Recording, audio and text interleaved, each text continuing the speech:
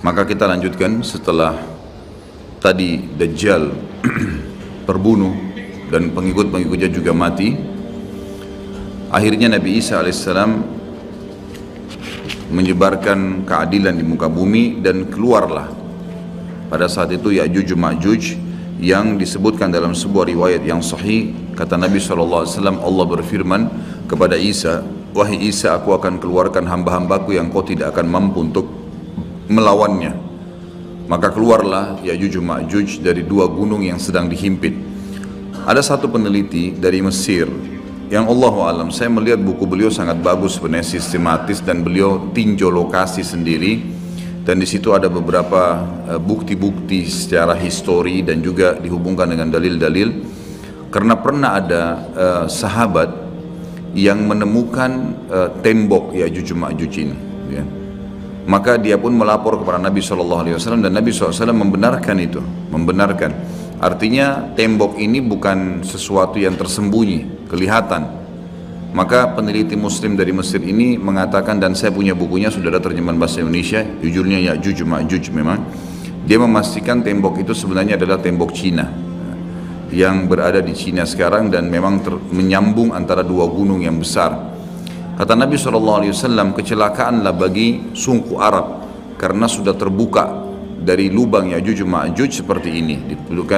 Ketemukan antara jari tengah beliau dengan ibu jari, artinya mereka sudah bisa melihat. Dalam riwayat yang lain dikatakan bahwasanya Ya'juj Ma'juj setiap hari menggali gunung itu, berusaha untuk keluar.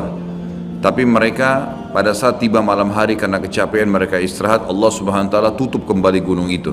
Sehingga besok mereka memulai lagi dari awal sampai nanti di saat waktunya mereka dikeluarkan oleh Allah Subhanahu wa taala. Sampai saatnya nanti mereka dikeluarkan oleh Allah Subhanahu wa taala.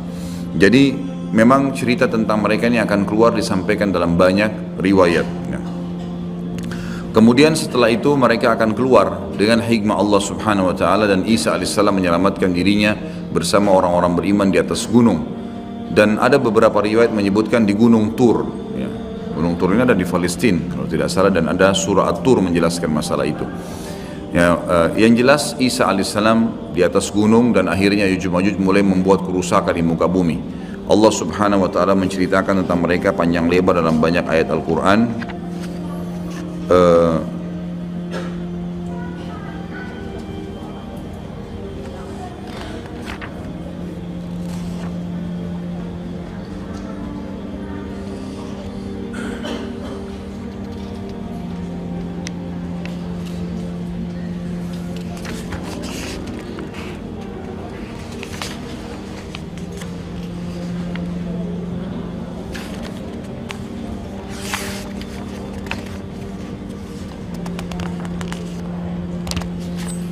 Ya.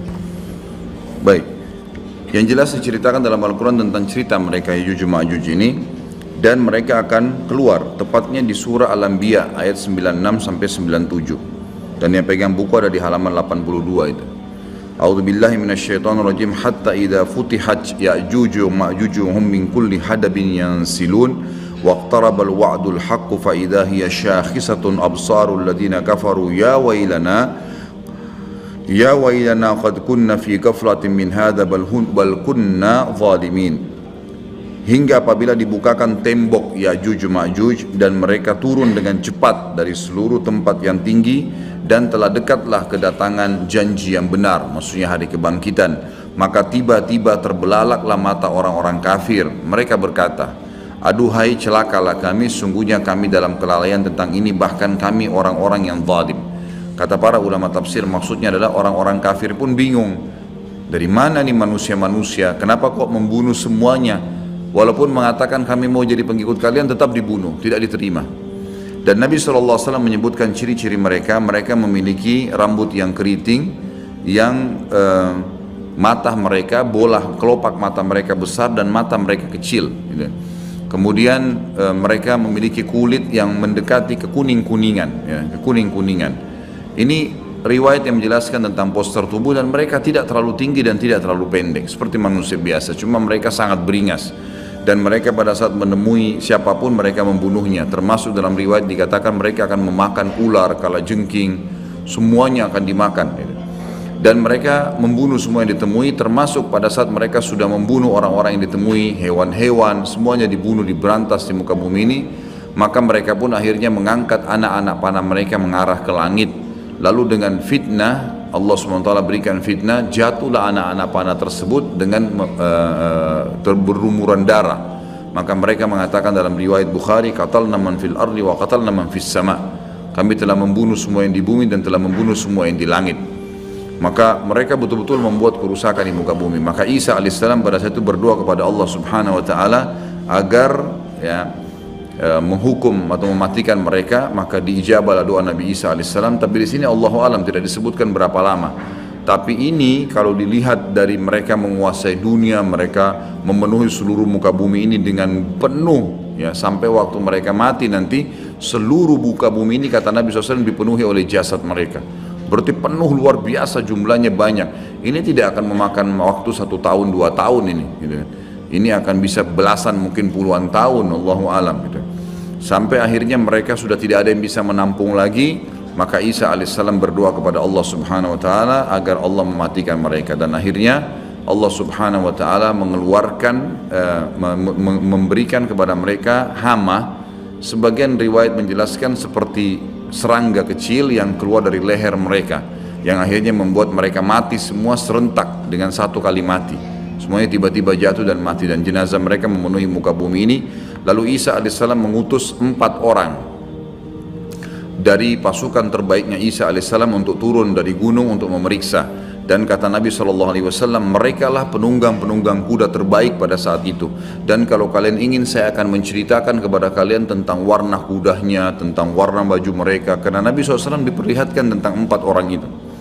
Kemudian mereka pun keliling dan mereka menemukan ternyata Ya'juj Ma'juj semua sudah mati, dan mereka melapor kepada Isa alaihissalam. Maka Isa pun berdoa kepada Allah agar dihilangkan jenazah itu, dihilangkan mereka. Lalu datanglah burung-burung dari arah barat yang memiliki leher-leher yang panjang seperti unta, lalu mencengkeram mereka, lalu membawa mereka ke arah lautan.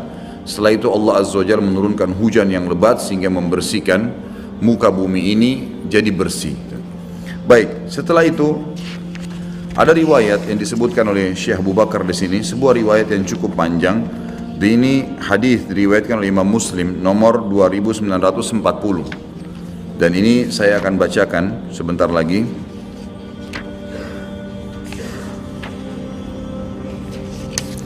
Yang bunyinya kata Nabi SAW, "Yakhrujud dajjalu fi ummati fayamkuthu 40.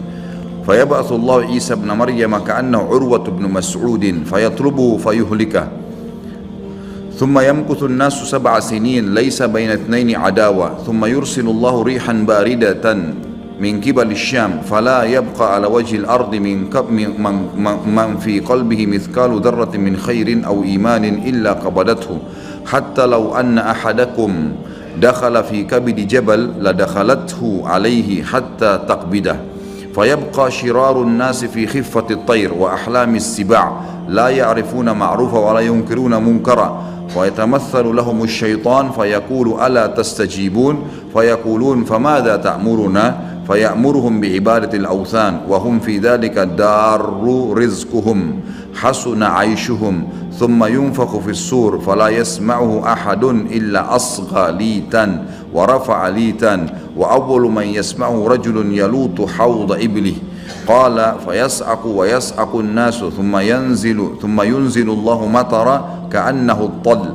فتنبت منه أجساد الناس ثم ينفخ فيه أخرى فإذا هم قيام ينظرون ثم يقال يا أيها الناس هلم إلى ربكم وقفوهم إنهم مسؤولون sebagaimana ayat jelaskan itu ثم يقال أخرجوا بعث النار فيقال من كم فيقال من كل 1999 فذلك يوم يجعل الولدان شيبا وذلك يوم يكشف عن ساق. Artinya Dajjal akan keluar di tengah-tengah umatku dan ia akan tinggal selama 40. Ini tadi sudah saya jelaskan, sekitar ada yang mengatakan 40 tahun, ada yang mengatakan 40, tapi riwayat lain menjelaskan 40 hari. Tapi hari pertamanya setahun, hari keduanya sebulan, hari ketiganya sepekan, dan sisa harinya seperti hari-hari kalian. Lalu Allah membangkitkan Isa putra Maryam, ia mirip sekali dengan Urwah bin Mas'ud.